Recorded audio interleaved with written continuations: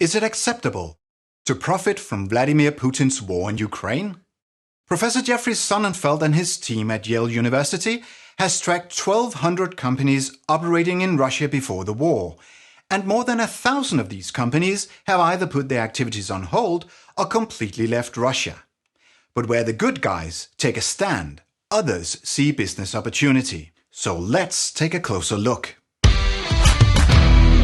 Only 5 days after the invasion of Ukraine, the world's largest shipping company Maersk stopped delivering containers to Russian harbors. Soon thereafter, world-famous toy company Lego closed their 81 toy stores in Russia, and wind turbine manufacturer Vestas cancelled their 4 different wind farm projects over there and said, Vestas condemns the Russian government's invasion of Ukraine and the atrocities reportedly committed by the Russian army and the growing humanitarian crisis caused by the invasion. Statements like these are powerful because the message is clear. Russia can choose peace and have all the trade they want, or they can choose war and have no trade at all. Leaving a big market is costly for international companies, but for the Russian economy it is devastating. To ordinary Russians, the most visible result is their shopping malls have been emptied of international shops. 3 weeks after the invasion, a young Russian woman named Eli made a video in the largest shopping center in Moscow called Aviapark. In Eli's video, she passes by several closed shops. Fashion brand Tommy Hilfiger from the Netherlands was closed. Spanish clothing brand Mango was closed, and Zara was too. And the German Adidas store was closed, as well as the Puma store. But when Eli passed by Danish shoe manufacturer Ecco, the shops seen here on the right, they were open for business. This immediately created an uproar in Ecco's home country Denmark. But the CEO of Ecco, Panos Mitaros, explained publicly how after a long consideration, Ecco had simply decided to keep their 250 shoe stores in Russia open. This means Ecco continues to export shoes to Russia and pay salaries to 1,800 Russian employees, hire Russian transport companies, etc. In essence, Ecco contributes to keeping Putin's war economy running. The shoemaking business is dominated by international companies like Nike, Adidas, and Asics. All these companies have left Russia, and if all brands did, Russians would have a hard time buying quality footwear. But sadly, where others see war crimes, Ecco eyes a business opportunity. The war has affected us all, but in Ecco's 2022 financial report, the word Ukraine appears 0 times. In the echo chamber, the bloodiest war since World War II simply does not exist.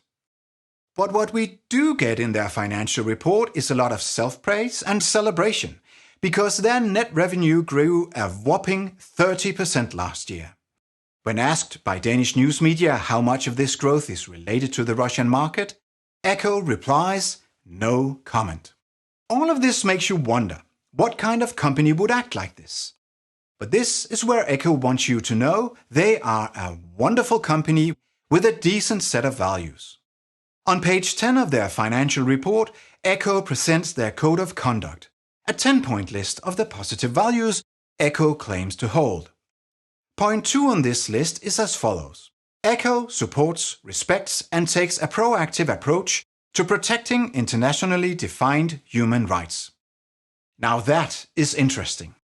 Because in the Covenant of Human Rights adopted by the United Nations, Article 6 of the document states, every human being has the inherent right to life. This right shall be protected by law. No one shall be arbitrarily deprived of his life. The United Nations estimated Putin's war has killed at least 8,983 civilians. And in the Bucha massacre alone, Russian soldiers slaughtered 419 people, including 9 children.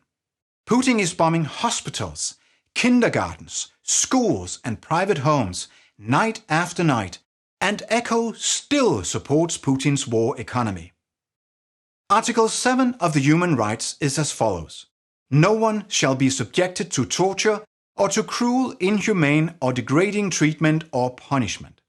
And there is an abundance of evidence Russia is using torture in Ukraine. Alleged practices include electric shocks, beatings, and mock executions. But Ecco still supports Putin's war economy. And finally, Article 9 of the Human Rights says, "Everyone has the right to liberty and the security of person. No one shall be subjected to arbitrary arrest or detention." Yet Russia has deported thousands of children to Russia, forcibly adopted them into Russian families, and started re-education to turn these innocent children into Russians.